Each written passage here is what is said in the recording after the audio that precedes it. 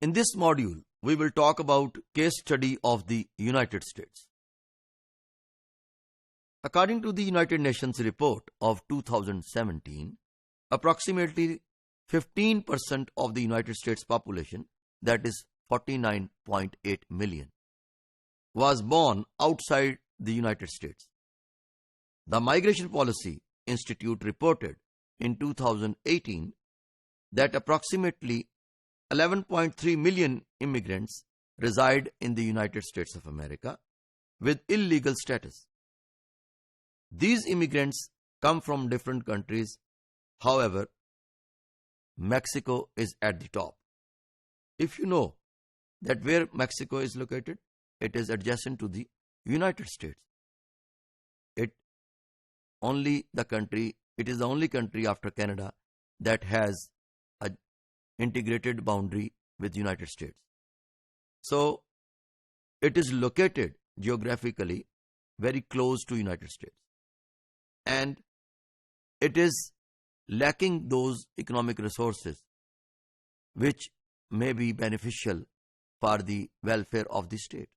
So, for better prospects of life, people from Mexico usually migrate or immigrate towards the United States of America.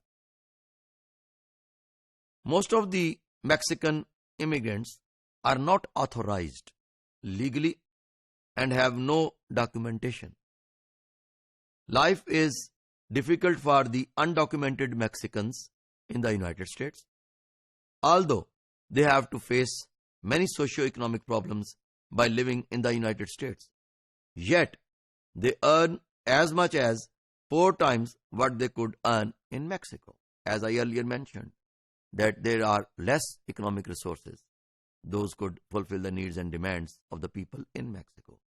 That forces them to migrate or to immigrate to the United States. But United States is already imposing implications upon the Mexicans through that wall they are having under Trump administration. But I heard that now Mexican people have stopped Americans to migrate to Mexico owing to the increase of COVID-19 in United States in the year of 2020. Problems. Although their economic situation is better than being in Mexico, yet in context of the United States, they are marginal. Their family structure is disturbed as their friends and family are mostly in Mexico. They are separated due to border, which is difficult to cross without authorization. People living in Mexico, although feeling some difficulties owing to economic problems, and they go to United States for better prospects of life, and they face many difficulties there, but still they manage to earn more money as compared to their native land in Mexico. They are also subjected to financial constraints as they have to send remittances to Mexico. They have constant fear of immigration authorities of the United States. Due to unauthorized status, the life of Mexican immigrants often shrinks to just the few square blocks of their neighborhood. Because of the illegal status, Mexicans always feel different kinds of threats while living in the United States of America. And they are paid with less dollars owing to their obligations, because the entrepreneurs in America knows that they are living here without documents, legal documents. So that is why they exploit them, or that labor of Mexico. They are precluded to become a normal part of mainstream as they are afraid for being asked for their insurance cards, credit cards, and social security cards, etc.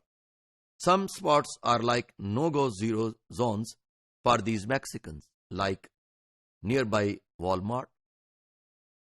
They are heavily reliant on the underground economy in order to cash their checks. This is what I earlier mentioned. That owing to their obligations, they are exploited.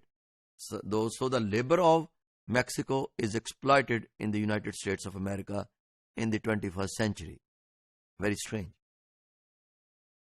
At micro level, these illegal immigrants encounter the following issues: fear and mistrust, limited access to basic services, parent-child separation, poor mental health, depression, anxiety, and post-traumatic stress disorder, PTSD.